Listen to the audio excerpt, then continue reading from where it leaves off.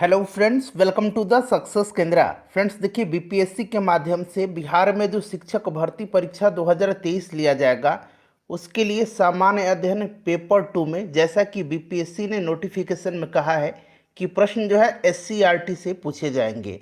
तो हम लोगों ने एससीईआरटी और एनसीईआरटी दोनों बुक से इस सीरीज को चला रखा है और इसी क्रम में आज हम लोग सेट नंबर 4 को कवर करेंगे। इससे पहले मैंने आपको एससीईआरटी और एनसीईआरटी बुक से 3 सेट कवर करा दिया था, सेट नंबर 1, 2 और 3। अगर आपने नहीं देखा इन वीडियोज़ को देख लीजिएगा, लिंक आपको डिस्क्रिप्शन बॉक्स में मिल जाएगा। और चैनल पर पहली बार विजिट कर रहे हैं फ्रेंड्स, तो चैनल को सब्सक्राइब कर लीजिए और जो बेल आइकन है, घंटी का निशान है, उसको ज़रूर दबा लीजिएगा। देखिए, हमारे चैनल के माध्यम से बीपीएससी के माध्यम से जो बिहार में शिक्षक भर्ती परीक्षा 2023 लिया जाएगा, उसकी संपूर्ण तैयारी कराई जा रही है। चैनल से फटाफट जुड़ जाइए। चलिए बिना देरी किए हुए सेशन स्टार्ट करते हैं। पहले प्लीज़ फ्रेंड्स वीडियो को लाइक कर दीजिएगा। देखिए फ्रेंड्स, पहला प्रश्न पढ़ेंगे। पहला प्रश्न है, ध्यान से पढ़िएगा, और ये प्रश्न जो है डायरेक्टली एससीईआरटी से उठाया गया यह प्रश्न है। प्रश्न को तसल्ली से ध्यानपूर्वक आपको पढ़ना है। देखिए, प्रश्न है कि खाद्य परिरक्षकों के संदर्भ में निम्नलिखित कथनों पर विचार कीजिए। देखिए, यहाँ पर कथन 1 है और कथन 2 है। तसल्ली से इत्मीनान से पढ़िए। खाद्य परिरक्षकों के संदर्भ में निम्नलिखित कथनों पर विचार करिए और उपरोक्त कथनों में से कौन सा कथन यहाँ पर सही दिया गया है, ये चुन करके आपको आंसर बताना है। देखिए, सोडियम बेंजोएट तथा सोडियम मेटाबाइसल्फाइड सामान्य खाद्य परिरक्षक हैं। बिल्कुल ये सामान्य खाद्य परिरक्षक हैं। जैम और स्क्वैश, ठीक है, मैं यहाँ पर लिख देता हूँ, जैम और स्क्वैश, ठीक है, जैम और स्क्वैश में इनका जो है इन रसायनों का उपयोग किया जाता है ताकि जैम और स्क्वैश को संदूषित होने से बचाया जा सके। क्लियर। देखिए, दूसरा कथन है कि नमक, चीनी, खाद्य तेल और सिरके का उपयोग खाद्य परिरक्षण में किया जाता है। बिल्कुल ये भी कथन जो सही दिया गया है। नमक, चीनी, खाद्य तेल और सिरके का प्रयोग जो है खाद्य परिरक्षण के रूप में किया जाता है। ये सूक्ष्म जीवों की वृद्धि रोकने के लिए सहायक होते हैं, यानी कि सूक्ष्म जीवों की वृद्धि रोकने के लिए इनका इस्तेमाल किया जाता है खाद्य परिरक्षक के रूप में। तो दोनों के दोनों स्टेटमेंट जो है ये सही है, यानी कि ऑप्शन नंबर इसका सी करेक्ट आंसर हो जाएगा, 1 और 2 दोनों। चलिए नेक्स्ट क्वेश्चन है, और इसी प्रकार से हम लोगों ने 3 सेट कवर किया हुआ है। अगर आपने नहीं देखा है तो देख लीजिएगा, लिंक डिस्क्रिप्शन बॉक्स में आपको मिल जाएगा। देखिए, निम्नलिखित युग्मों पर विचार करिए। एक तरफ पादप रोग दिया गया है और दूसरी तरफ रोग कारक सूक्ष्मजीव दिए गए हैं। चलिए, और उपरोक्त युग्मों में से कौन सा इसमें से सही सुमेलित है, यहाँ सुमेलित बना लीजिएगा, ये मैंने बोल के टाइप किया है इसीलिए सम्मिलित हो गया है। कौन सा सही सुमेलित है यह आपको चुन करके बताने हैं। देखिए, गेहूं की जो रस्ट रोग है, इसका जो कारक सूक्ष्मजीव पूछा गया ये कौन है, तो रस्ट रोग ये कवक है, ठीक है। नींबू का जो कैंकर है यह जीवाणु के कारण होता है, यानी कि बैक्टीरिया के कारण। और भिंडी की जो पीत रोग है यह वायरस यानी कि विषाणु के कारण होता है। यानी कि ये तीनों के तीनों जो हैं बिल्कुल जो है सही दिए गए हैं, सही सुमेलित हैं। तो 1, 2 और 3 इसका राइट आंसर हो जाएगा, क्योंकि तीनों सही सुमेलित हैं। Option number D correct answer हो जाएगा। गेहूं की रस्ट कवक, नींबू कैंकर जीवाणु और भिंडी की पित्त विषाणु के कारण होता है। अगला प्रश्न है, देख सकते हैं ये प्रश्न जो है एससीईआरटी और एनसीईआरटी बुक से लिए गए हैं। देखिए, निम्नलिखित धातुओं में से कौन सी कमरे के तापमान पर द्रव अवस्था में होती है। कमरे के तापमान पर द्रव अवस्था में, और वो भी धातु पूछा गया है। ध्यान रखना है फ्रेंड्स, राइट आंसर इसका हो जाएगा मरकरी, यानी कि पारा। इसका सिंबल कैसा होता है, तो Hg होता है, इस तरह से लिखा जाता है। क्लियर है, मरकरी और पारा दोनों नाम इसका ध्यान रखना है आपको। क्लियर है। अच्छा, कौन सी अगर अधातु पूछ देता, कौन सी अधातु कमरे के तापमान पर द्रव अवस्था में होती है, तो इस अधातु का नाम जो है ये ब्रोमीन है। क्या है फ्रेंड्स, ब्रोमीन है। इसको भी आप ध्यान रखेंगे। चलिए आगे बढ़ेंगे, नेक्स्ट क्वेश्चन कर लेंगे कि किसकी उपस्थिति के कारण किसी पादप कोशिका और पशु कोशिका में अंतर पाया जाता है। यहाँ पर देखिएगा, यहाँ क्लोरोप्लास्ट दिया गया है। ये क्लोरोप्लास्ट जो है यह केवल पादप कोशिका में ही पाया जाता है। क्लोरोप्लास्ट यानी कि हिंदी में इसको हम लोग हरित लवक कहते हैं, ठीक है, हरित लवक कहते हैं। और कोशिका भित्ति भी जो है केवल पादप कोशिका, यानी कि जो पादप कोशिका हैं हरे पेड़ पौधे उनमें पाया जाता है। ठीक है, तो यहाँ पर जो है ए और बी दोनों ऑप्शन में दिया गया है, तो ए और बी दोनों होना चाहिए। क्लियर है? तो देखिए यहाँ पर अगर हम चेंज कर देते हैं कुछ और, यहाँ पर अगर हम नाम दे देंगे तो ये कोशिका भित्ति हो जाएगा। जनरली आपको एग्जाम में है कोशिका भित्ति ही देखने को मिलेगा। ठीक है, तो क्लोरोप्लास्ट भी पादप कोशिका में ही पाया जाता है और कोशिका भित्ति जो है ये भी पादप कोशिका में ही पाया जाता है। कोशिका भित्ति जंतु कोशिका में नहीं पाया जाता है। तो ए भी सही हो जाएगा इसका आंसर और बी भी सही हो जाएगा। इस बात को आपको ध्यान रखना है। ठीक है, चलिए नेक्स्ट क्वेश्चन कर लेंगे। अगला प्रश्न है कि और पादप कोशिका की कोशिका भित्ति किसकी बनी होती है? सेलुलोज की। किसकी? सेल्यूलोज की बनी होती है। इसको भी आप ध्यान रखेंगे, प्रश्न बन सकता है। कवक की कोशिका भित्ति किसके बनी होती है? तो कवक की कोशिका भित्ति काइटिन की बनी होती है। ये सारे प्रश्न पूछा जाता है। कोशिका सिद्धांत का प्रतिपादन किसने किया था? अच्छा, कोशिका की खोज जो है रॉबर्ट हुक ने किया था। कोशिका का खोज रॉबर्ट हुक ने किया था और कोशिका सिद्धांत का प्रतिपादन जो है ये स्लाइडन और स्वान ने किया था, यानी कि मैथियस स्लाइडन और थियोडोर स्वान ने किया था। बी और सी इसका राइट आंसर हो जाएगा, ऑप्शन नंबर डी, बी और सी दोनों। वीडियो के लास्ट में आप लोग अपना अपना स्कोर जरूर कमेंट करके बताइएगा। देखिए छठा प्रश्न है कि भारतीय संघ यानी कि इंडियन एसोसिएशन के संस्थापक कौन थे? फ्रेंड्स, आज हम बात करने वाले हैं बिहार प्राथमिक विद्यालय शिक्षक परीक्षा 2023 की बेस्ट बुक के बारे में, जो कि चक्षु प्रकाशन का है। यहाँ पर आप देख सकते हैं फ्रेंड्स, चक्षु बीपीएससी बिहार शिक्षक बहाली प्राथमिक विद्यालय अध्यापक प्राइमरी स्कूल टीचर भर्ती परीक्षा 2023। यह कंप्लीट स्टडी गाइड है और यह पूरी तरह से आपका जो पाठ्यक्रम है, सिलेबस है, उस पर आधारित है और पूरा सिलेबस इस स्टडी गाइड में कवर किया गया है। यहाँ पर नीचे आएंगे फ्रेंड्स तो आपको दिखा दूँ, यहाँ पर आप पढ़ सकते हैं विषय सूची। और देखिए सबसे पहले यहाँ पर बिहार एक अवलोकन, यानी कि बिहार से संबंधित सभी महत्वपूर्ण टॉपिक्स को इस बुक में कवर किया गया है। समसामयिकी, और आपको पता है कि पेपर 1 और पेपर 2 होगा। पेपर 1 में भाषा है जिसमें कि हिंदी और अंग्रेजी है।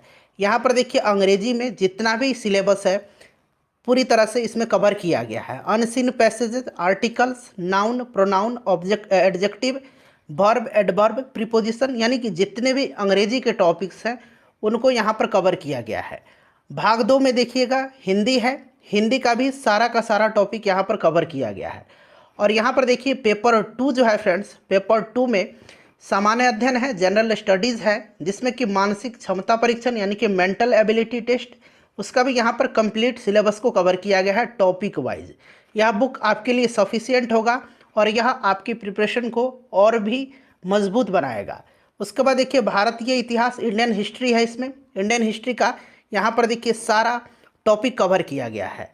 उसके बाद यहाँ पर देखिए भारतीय राष्ट्रीय आंदोलन, इंडियन नेशनल मूवमेंट का भी सारा टॉपिक इसमें कवर किया गया है जो सिलेबस में है। भारत का भूगोल, विश्व का भूगोल, भारतीय अर्थव्यवस्था, साथ ही साथ देखिए भारतीय संविधान एवं लोक प्रशासन के भी सारे टॉपिक्स इसमें कवर किए गए हैं। विज्ञान में देखिएगा प्रारंभिक भौतिक विज्ञान, एलिमेंट्री फिजिक्स, साथ ही साथ यहाँ पर देखिए प्रारंभिक जीव विज्ञान, प्रारंभिक रसायन विज्ञान, एलिमेंट्री केमिस्ट्री और प्रारंभिक गणित यानी कि एलिमेंट्री मैथमेटिक्स के सारे टॉपिक्स जो हैं इसमें कवर किए गए हैं। देखिए जो गाइड मैंने आपको अभी बताया है, इस गाइड के साथ साथ आप चक्षु का अंग्रेजी और हिंदी का स्टडी गाइड भी ले सकते हैं और अपनी तैयारी को और मजबूत करें। अच्छा, इंडियन एसोसिएशन की स्थापना जो है ध्यान रखेंगे किसने किया था? तो 1876 में इंडियन एसोसिएशन की स्थापना जो है सुरेंद्र नाथ बनर्जी और आनंद मोहन बोस ने किया था।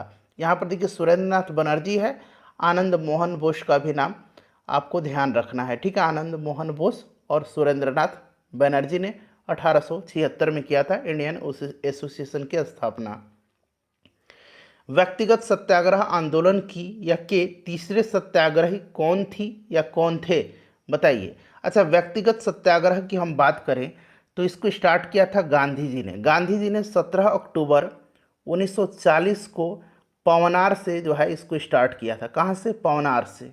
और इसके प्रथम सत्याग्रही जो थे ये विनोबा भावे थे। दूसरे सत्याग्रही पंडित जवाहरलाल नेहरू थे। यहाँ मैं क्रम लिख देता हूँ। और तीसरा पूछा गया है जो कि तीसरे सत्याग्रही ब्रह्मदत्त थे। तो ये क्रम से आप याद रखेंगे। Option number B right answer हो जाएगा, ब्रह्मदत्त। चलिए नेक्स्ट क्वेश्चन है कि भारतीय संविधान में संशोधन करके शिक्षा का अधिकार कब जोड़ा गया। शिक्षा का अधिकार जो है कब जोड़ा गया। अब यहाँ पर ध्यान से सुनिएगा। देखिए 86वां संविधान संशोधन जो कि कब हुआ था, 2002 में। ध्यान से सुनिए, 86वें संविधान संशोधन अधिनियम 2002 के द्वारा संविधान के भाग 3 में, यानी कि जिसमें मौलिक कर्तव्य हैं, उसमें एक नया अनुच्छेद 21 क जोड़ा गया, जिसके अनुसार राज्य 6 से 14 वर्ष के आयु के सभी बालकों को निःशुल्क और अनिवार्य शिक्षा की व्यवस्था करेगा। और इसी क्रम में शिक्षा का अधिकार अधिनियम जो है 2009 में, शिक्षा का अधिकार अधिनियम 2009 में संसद द्वारा पारित किया गया, जो 1 अप्रैल 2010 से लागू हुआ। 1 अप्रैल 2010 से लागू हुआ शिक्षा का अधिकार। क्लियर। चलिए नेक्स्ट क्वेश्चन है हमारा कि पंचायती राज संस्थाओं को 29 कार्यों की सूची किस अनुच्छेद के तहत जो है दी गई है। 29 कार्य जो है पंचायती राज के, ये आपको याद रखना है। सबसे पहले तो बन सकता है कि कितने कार्य हैं, तो ये 29 कार्य है। और इस कार्यों की सूची अनुच्छेद 243 जी के अंतर्गत है। 243 जी। क्लियर, याद रखेंगे। अच्छा देखिए 11वीं अनुसूची किससे संबंधित है, पंचायती राज से। 11वीं अनुसूची को 73वें संविधान संशोधन अधिनियम 1992 के द्वारा संविधान में जोड़ा गया, और इसमें पंचायत से संबंधित 29 कार्यों की सूची वर्णित है। किस अनुसूची में, 11वीं अनुसूची में। अनुसूची पूछ देगा तो 11वीं, अगर आर्टिकल पूछ रहा है तो 243 जी। चलिए उसके बाद अगला प्रश्न है कि ग्रेट विक्टोरियन मरुस्थल जो है ये कहाँ स्थित है। ग्रेट विक्टोरियन मरुस्थल जो है, ये ध्यान रखेंगे फ्रेंड्स, ये ऑस्ट्रेलिया में है। कहाँ पर है, तो ये ऑस्ट्रेलिया में है। ऑस्ट्रेलिया इसका राइट आंसर हो जाएगा। अच्छा एक गिब्सन मरुस्थल है, गिब्सन मरुस्थल भी ऑस्ट्रेलिया में ही है। ठीक है, ये भी आप साथ साथ ध्यान रखेंगे। अच्छा सहारा कहाँ पर है, सहारा मरुस्थल किस महाद्वीप पे है, आप जरा नाम कमेंट करके बताएंगे। नेक्स्ट क्वेश्चन है क्वेश्चन नंबर 11 कि बिहार में डालमिया नगर किसके लिए प्रसिद्ध है। डालमिया नगर सबसे पहले जानिए किस जिला में है। अगर आप जानते हैं तो फटाफट कमेंट करिए। डालमिया नगर जो है फ्रेंड्स यह रोहतास में है। ठीक है, और यह सीमेंट के लिए प्रसिद्ध है डालमिया नगर, याद रखिएगा। और देखिए भागलपुर जो है, भागलपुर को बिहार का सिल्क सिटी कहा जाता है। भागलपुर को बिहार का सिल्क सिटी कहा जाता है, इसको भी आप जरूर ध्यान रखेंगे। चलिए नेक्स्ट क्वेश्चन है हमारा कि निम्न में से किस भारतीय दर्शन ने परमाणु सिद्धांत का प्रतिपादन किया। बहुत ही इंपॉर्टेंट क्वेश्चन है, बताइएगा राइट आंसर इसका क्या हो जाएगा। परमाणु सिद्धांत का प्रतिपादन किया, काफ़ी इंपॉर्टेंट क्वेश्चन है, कमेंट करके आप लोग बताइए आंसर जानते हैं तो देखिए राइट आंसर इसका वैशेषिक हो जाएगा। अच्छा वैशेषिक दर्शन के प्रतिपादक कौन है, तो वैशेषिक दर्शन के प्रतिपादक जो हैं ये कनाद हैं या फिर उलुक हैं। ये दोनों नाम आप साथ साथ ध्यान रखेंगे, कनाद या उलुक एक ही नाम है। उसके बाद देखिए सांख्य दर्शन के अगर प्रतिपादक पूछा जाएगा तो ये कपिल मुनि हैं। न्याय दर्शन के प्रतिपादक कौन है, तो न्याय के प्रतिपादक गौतम हैं। योग के प्रतिपादक कौन है, योग दर्शन के, तो ये पतंजलि हैं। कौन है, पतंजलि हैं, याद रखना आपको। ठीक है, चलिए पूर्व मीमांसा का पूछेगा, पूर्व मीमांसा तो जैमिनी है।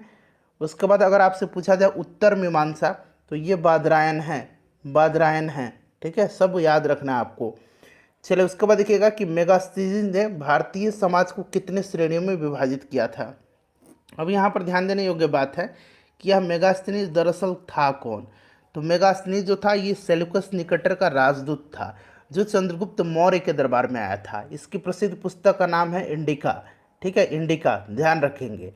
और मेगास्थनीज ने भारतीय समाज को टोटल 7 श्रेणियों में बांटा है। यहाँ पर देखिएगा 7 श्रेणियों में बांटा है, जो कि ऑप्शन में आपको 7 नहीं दिख रहा है, यहाँ पर आप इसको 7 बना लीजिए। ठीक है, 7 श्रेणियों में बांटा है। ऑप्शन नंबर डी पर राइट टिक लगाइए। 7 श्रेणी कौन कौन से हैं, तो दार्शनिक, उंगली पर काउंट करिए, दार्शनिक, कृषक, पशुपालक, कारीगर, योद्धा, निरीक्षक एवं सभासद। ठीक है, याद रहेगा। एक बार और मैं रिपीट करूं, दार्शनिक, कृषक, पशुपालक, कारीगर, योद्धा, निरीक्षक एवं सभासद। ठीक है, चलिए नेक्स्ट क्वेश्चन कर लेंगे। अगला प्रश्न है कि तबकात नासिरी के लेखक कौन है।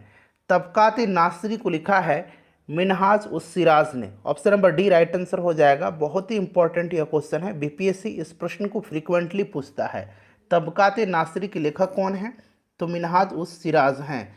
चलिए उसके बाद अगला प्रश्न कर लेंगे कि विश्व हिंदी सम्मेलन 2023 का आयोजन किस देश में किया गया? विश्व हिंदी सम्मेलन 2023 का आयोजन जो है ये कहाँ पर किया गया है? तो फ्रेंड्स यह फिजी में किया गया है और इसमें भारत की तरफ से जो है इसका प्रतिनिधित्व विदेश मंत्री एस जयशंकर ने किया। अच्छा, फिजी की राजधानी हो सकता है पूछ लिया जाए, फिजी की राजधानी कहाँ पर है? सुआ है। ठीक है, चलिए उसके बाद नेक्स्ट क्वेश्चन कर लेंगे कि अंतर्राष्ट्रीय श्रम संगठन ILO इंटरनेशनल लेबर ऑर्गेनाइजेशन में शामिल होने वाला 187वां देश कौन सा है?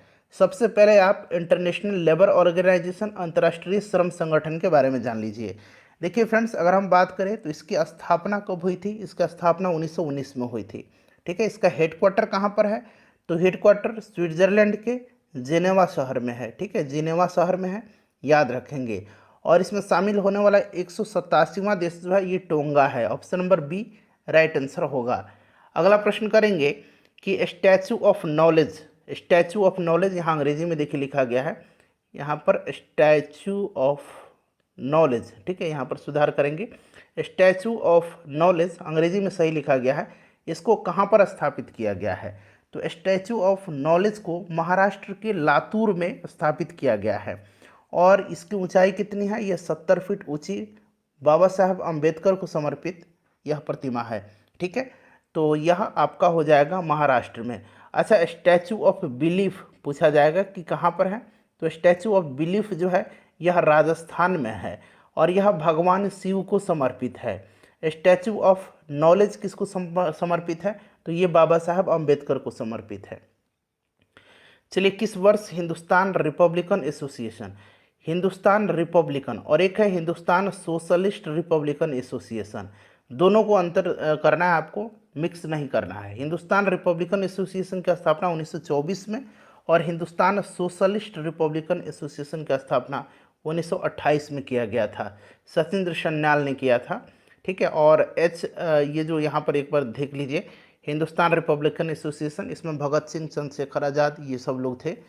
चलिए नेक्स्ट क्वेश्चन कर लेंगे कि मुसलमान यदि खुश है और संतुष्ट है तो भारत में ब्रिटिश शक्ति का महत्तम बचाव होगा, यह किसने लिखा है?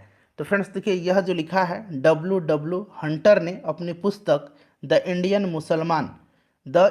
मुसलमान में लिखा है कि मुसलमान यदि खुश हैं और संतुष्ट हैं तो भारत में ब्रिटिश शक्ति का महत्तम बचाव होगा। W हंटर राइट आंसर हो जाएगा। उसके बाद देखिए, संविधान के किस अनुच्छेद के तहत महाधिवक्ता की व्यवस्था की गई है? महाधिवक्ता जो होता है यह राज्य का सर्वोच्च विधि अधिकारी होता है। ठीक है, और ये अनुच्छेद 165 जो है इसके तहत इसकी नियुक्ति राज्यपाल के द्वारा की जाती है। क्लियर है, ध्यान रखना आपको। चलिए उसके बाद नेक्स्ट क्वेश्चन है कि विश्व रक्तदाता दिवस यानी कि वर्ल्ड ब्लड डोनर डे कब मनाया जाता है? तो यह प्रत्येक वर्ष 14 जून को मनाया जाता है। अच्छा, 7 जून के दिन क्या मनाया जाता है? तो आपको याद रखना है 7 जून के दिन जो है विश्व खाद्य सुरक्षा दिवस मनाया जाता है। 1 जून को क्या मनाया जाता है? तो 1 जून को दुग्ध दिवस मनाया जाता है, दुग्ध दिवस। ठीक है, 1 जून के दिन। अगला प्रश्न है कि वह ग्रंथि जो अपने उत्पाद को वाहक नलिका में स्रावित करती है क्या कहलाती है? तो देखिए, वाहक नलिका ये है आपका बहिस्रावी ग्रंथि। बहिस्रावी ग्रंथि नलिका युक्त होती है यानी कि वाहक नलिका में यह स्रावित करती है और क्या? तो फ्रेंड्स यह एंजाइम का स्राव करती है। बहिस्रावी नलिका युक्त होती है, इनसे एंजाइम का स्राव होता है। बहिस्रावी ग्रंथि के एग्जाम्पल हैं दुग्ध ग्रंथि, स्वेद ग्रंथि, अश्रु ग्रंथि, लार ग्रंथि, श्लेष्मस ग्रंथि। ठीक है, याद रखेंगे। और जो अंतःस्रावी होती है यह नलिका विहीन होती है, इसमें नलिका की आवश्यकता नहीं होती, ये नलिका विहीन होती है, डक्टलेस होती है। ठीक है, और अंतःस्रावी ग्रंथि तो आपको पता है पिट्यूटरी ग्रंथि, एक तो मैंने यही एग्जाम्पल बता दिया। ठीक है, अच्छा एक है कि बहिस्रावी और अंतःस्रावी ये कौन सी ग्रंथि होती है? तो ये अग्नाशय है, जो कि बहिस्रावी भी है और अंतःस्रावी भी है। तो ये प्रश्न बनता है, ध्यान रखेंगे। अच्छा, जो अंतःस्रावी ग्रंथियां हैं इनसे हार्मोन स्रावित होता है। क्या होता है? हार्मोन स्रावित होता है। और बहिस्रावी ग्रंथियां जो है ये एंजाइम स्रावित करती हैं, एंजाइम का स्राव करती है। सब आपको ध्यान रखना है। चलिए उसके बाद देखिएगा कि कौन सी ग्रंथि आपात ग्रंथि भी कहलाती है। आपात ग्रंथि कहा जाता है एड्रिनल ग्लैंड को, यानी कि अधिवृक्क ग्रंथि को। ठीक है, इससे एक हार्मोन निकलता है जिसको कि हम लोग उड़ो और लड़ो हार्मोन कहते हैं। उड़ो और लड़ो हार्मोन कहा जाता है। ठीक है, ध्यान रखना आपको। नेक्स्ट क्वेश्चन है कि यूरिया में उपस्थित होने वाला तत्व है। तो इसके पहले तो है, सबसे पहले आपको ध्यान रखना है कि यूरिया का फॉर्मूला क्या होता है। अगर आपको फॉर्मूला याद है तो उसमें जितने भी एलिमेंट हैं, जितने भी तत्व हैं, वो आप इजीली इनको ध्यान में रख सकते हैं। देखिए ये आपका यूरिया का फॉर्मूला है CH4N2 और O। इसमें नाइट्रोजन कितना है? 2 है, ऑक्सीजन 1 है, हाइड्रोजन 4 है और कार्बन 1 है। यानी कि कार्बन, हाइड्रोजन, नाइट्रोजन और ऑक्सीजन है यूरिया में। ऑप्शन नंबर यहाँ पर देखिए CHNO, option number D right answer हो जाएगा। चलिए उसके बाद नेक्स्ट क्वेश्चन हमारा कि ग्लूकोज को एथिल अल्कोहल में किस एंजाइम द्वारा बदल दिया जाता है। ग्लूकोज को एथिल अल्कोहल में किस एंजाइम के द्वारा बदल दिया जाता है? तो यह एंजाइम जाइमेज है। यह एंजाइम जाइमेज है और इस परिवर्तन की प्रक्रिया को फर्मेंटेशन कहा जाता है। इस परिवर्तन की प्रक्रिया को क्या कहा जाता है? तो फर्मेंटेशन कहा जाता है। चलिए अगला प्रश्न करेंगे कि किसने कहा असंभव शब्द मूर्खों के डिक्शनरी में पाया जाता है। असंभव शब्द मूर्खों की डिक्शनरी में पाया जाता है, यह कहा है नेपोलियन बोनापार्ट ने। किसने? नेपोलियन बोनापार्ट ने। याद रखेंगे। अगला प्रश्न हमारा कि भारत की किस प्राचीन नृत्य शैली को सादिर कहा जाता है। भारत की किस प्राचीन नृत्य शैली को सादिर कहा जाता है? देखिए अगर हम बात करें कथकली तो ये कहाँ का नृत्य है? केरल का है। ओडिसी उड़ीसा का है। भारतनाट्यम तमिलनाडु का है और मोहिनी अट्टम भी केरल का ही है। तो कथकली केरल, मोहिनी अट्टम केरल, ओडिसी उड़ीसा, भारतनाट्यम तमिलनाडु। ठीक है, ये याद रखना है सबसे पहले। अब बताइए कि कौन सी प्राचीन नृत्य शैली को सादिर कहा जाता था। तो फ्रेंड्स यह जो है यह भारतनाट्यम है। ऑप्शन नंबर सी इसका राइट आंसर हो जाएगा। इसको जो है सादिर कहा जाता था। नेक्स्ट क्वेश्चन है कि पेशियों में थकान किस कारण होती है। पेशियों में थकान जो है यह लैक्टिक एसिड के कारण होती है, लैक्टिक अम्ल के कारण होती है। ठीक है फ्रेंड्स, बहुत ही इंपॉर्टेंट है, ध्यान रखना आपको। भारतीय विज्ञान संस्थान कहाँ पर स्थित है? भारतीय विज्ञान संस्थान जो है यह स्थित कहाँ पर है? तो बेंगलुरु में है। कहाँ पर है? बेंगलुरु में भारतीय विज्ञान संस्थान स्थित है। चलो उसके बाद देखिएगा कि ऊष्मा विकिरण को मापने के लिए किसका उपयोग किया जाता है। ऊष्मा विकिरण को मापने के लिए जो है इस्तेमाल किया जाता है कैलोरीमीटर को। किसका उपयोग किया जाता है? कैलोरीमीटर का इस्तेमाल किया जाता है। अल्टीमीटर पूछा जाता है, इससे वायुयान की ऊंचाई मापी जाती है। वायुयान की ऊंचाई याद रखेंगे। चलिए नेक्स्ट क्वेश्चन है कि बिहार उड़ीसा से कब अलग हुआ था। अच्छा, बिहार जो है बंगाल से अलग हुआ था और उसमें उड़ीसा सम्मिलित था बिहार में 1912 में। ठीक है, और बिहार उड़ीसा से अलग हो गया 1 अप्रैल 1936 को। तो यहाँ पर देखिए 1936 दिया गया, option number C right answer हो जाएगा। 32 नंबर है कि बायोगैस है किसका मिश्रण है बायोगैस। ध्यान से चारों स्टेटमेंट को पढ़िए। Option A, option B, option C और ऑप्शन डी, चारों ऑप्शंस को पढ़िए। देखिए बायोगैस जो है यह मीथेन और कार्बन डाइऑक्साइड का मिश्रण है। मीथेन और कार्बन डाइऑक्साइड का यह मिश्रण है। चलिए मीथेन गैस को मार्स गैस भी कहा जाता है। मीथेन गैस को मार्स गैस भी कहा जाता है, ध्यान रखना आपको।